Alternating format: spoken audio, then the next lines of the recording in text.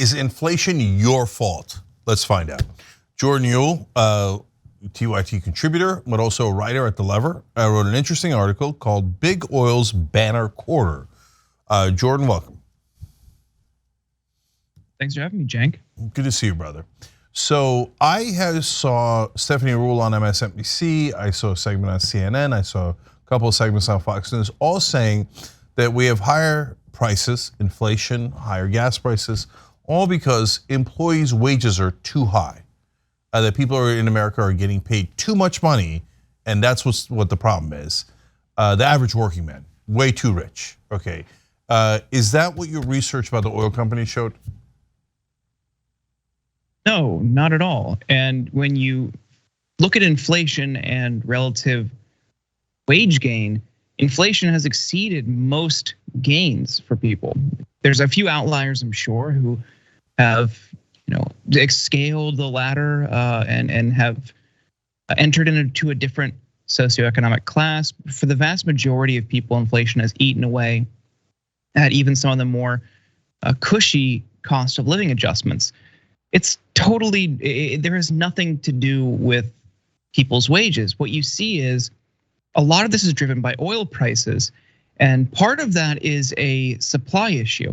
And we can get into this in a bit, and that's really the fault of the Saudis and OPEC Plus and how they operate. But what we saw in Q3 were some of the biggest oil companies posting yet again record profits. And despite those profits, they were still charging extremely high rates per gallon of gas.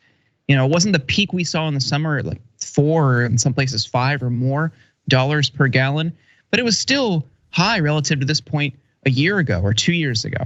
And people will say, oh, well, you can't compare it to the pandemic. Well, really you can. In 2021, most things were open. Society had largely returned to normal. People were vaccinated, things were reopening, people were out and about. And comparing it just to 2021, there was a huge increase in I think in the case of Exxon, they had doubled their profits year over year. That's not just rebounding from the pandemic. That is pure and simple corporate greed. So there's two different issues here. One is dispensing with the mythology of corporate media that it's actually the average American's fault for having wages that are just too high. So if that was the case, wouldn't the oil companies not be so profitable because their employee prices are so high and that's what's pushing the prices up, but they're barely being able to keep up?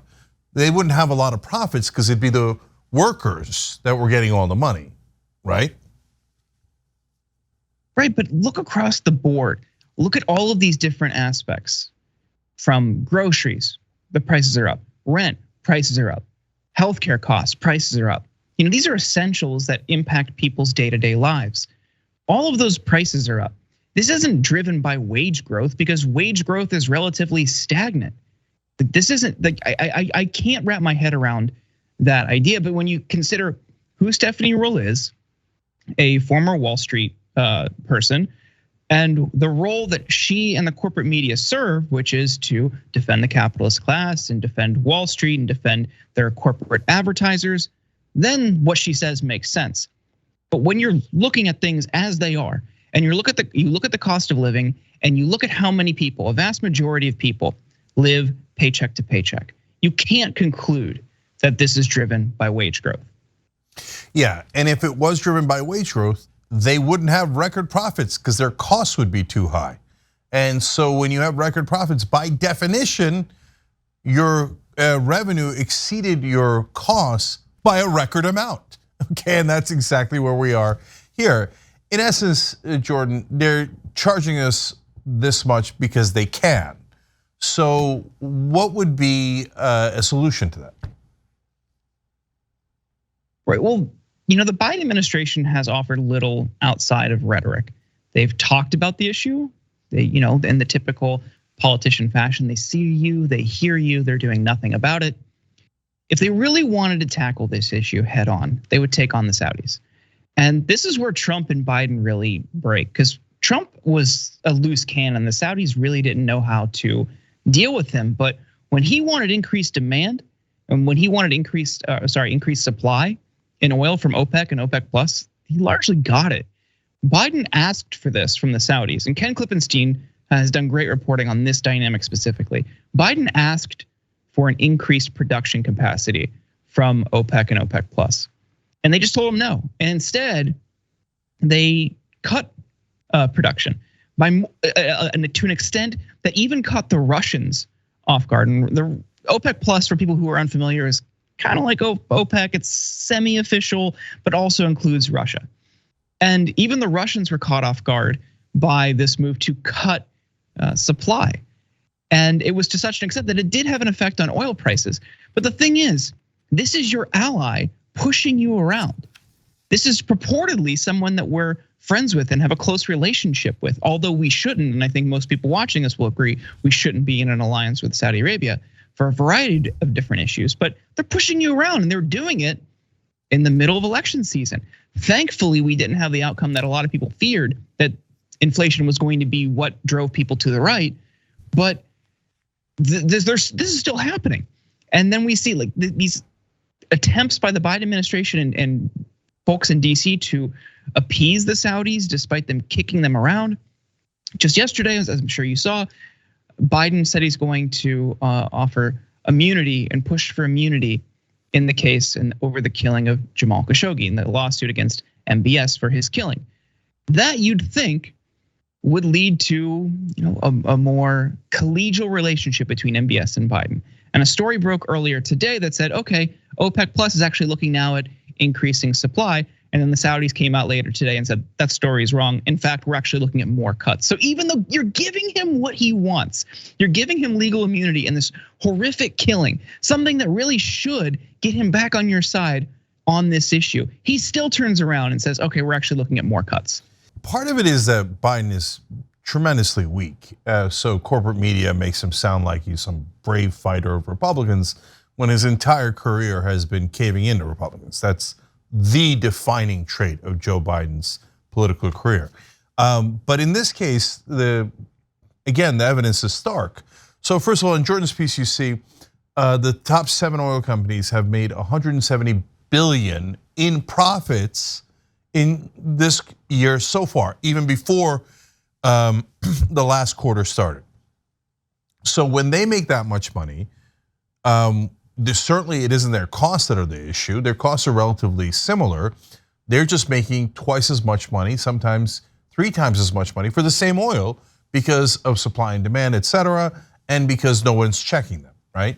So when they make that much money, the Saudis make even more money because they're the source of the oil to begin with. And so Jordan, if Biden wanted to, doesn't he have a lot of different levers to pull with the Saudis?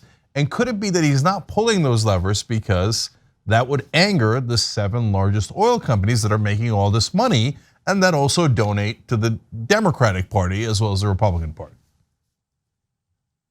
Yeah, absolutely. You would want to see in this moment. Everything else, appeasement has failed. Giving him immunity over the killing of Khashoggi has failed so far. You'd want to see something. And one of the things that you could explore would be stopping support for the Saudi Air Force. I mean, without US support for the Saudi Air Force, that thing grinds to a halt. They need us. That just brings their military overall to a halt. So that is something that you could explore, but so far we're not willing to do it. Another thing that could happen, it's going to be tough in Congress, but progressives have called for, and I think you and most people watching would support, would be a windfall profits tax. Sure, you could do that, try it, but we're going to tax the hell out of it. I don't know if I can say that. Yeah. I was going to swear, but yeah, we're going to tax the hell out of it, and we're going to return those profits to the American people in the form of community reinvestment, in the form of green energy, and that we don't have that yet. I'd love to see that, but what the oil companies are currently doing is taking their profits and just doing stock buybacks. Shell's done multiple rounds of stock buybacks. On the day they announced their Q3 earnings, they announced another round of stock buybacks. So all they're doing is taking this money and handing it over to their investors. And there's a good reason why they're doing that, because they got to take home as much of the money as possible before people realize they're burning down the planet and they get really mad. And then at that point, they'll all go, oh, the money's gone. There's nothing we could do. We already did the buybacks. It's gone. It's not in the company anymore. So now, is Biden going to stop that? Of course not, because then that affects stock buybacks for all companies. And Democratic Party works for corporations. They don't work for the American people. So Jordan, I mean, if he did a proposed windfall profits tax, I've seen the polling, it would be intensely popular. And it would have helped a lot during the midterm elections. They might not even have lost the House if they had done, even just proposed a windfall profits tax. Logically, as far as a matter of politics goes, a windfall profits tax is the biggest layup you've ever seen. The bad guys are the big oil companies that everybody hates. They're clearly driving up the prices. They're making record profits. I mean, it is a slam dunk politically. What is the one reason the Democratic Party does not do things that are obvious if they just wanted to win elections? Absolutely, they're capitulating to their corporate donors. But I agree, it is a slam dunk. And I don't know if you saw the Pew study from a couple of days ago that surveyed Republicans, independents, and Democrats and asked them, do you think blank makes society better? And you fill in the blank with big banks and financial institutions, big corporations, and tech giants.